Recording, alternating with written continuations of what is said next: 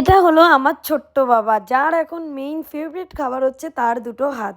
শুধু তার হাত বলে নয়, যার কারোর হাত পেলেই কিন্তু তার খাওয়া শুরু হয়ে যায়।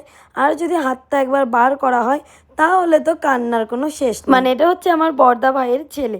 আর এই সেই দিনই মনে হলো ওকে আমি হসপিটাল থেকে বাড়িতে নিয়ে এসেছিলাম কোলে করে। আর আজকে দেখো না কি সুন্দর ও দাঁড়িয়ে থাকে, তাকিয়ে থাকে।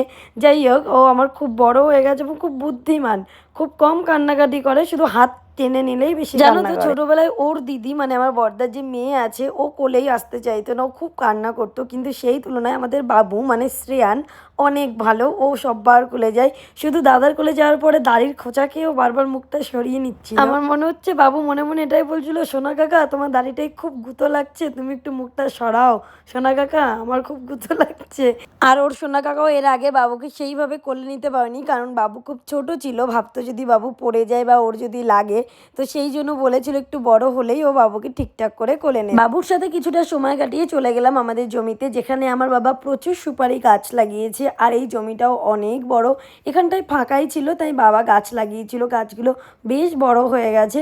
এবার এই জায়গাটা দেখাশুনো করে আমরা চলে এলাম লাঞ্চে আজকে সেরকম বেশি কিছু নিইনি, জাস্ট নিয়েছিলাম বিরিয়ানি। আর আমরা যখনই কুমার দিকে যাই তখনই দত্তপুকুরের এই 99 রেস্টুরেন্টে যাই এবং এখানে গিয়ে বিরিয়ানি খাই। তো তারপরে আমরা দুজন মিলে চলে এলাম বাড়ির দিকে, কারণ বাড়িতে অনেক কাজ পড়েছিল, সেই জন্য বেশি আর লেট করিনি।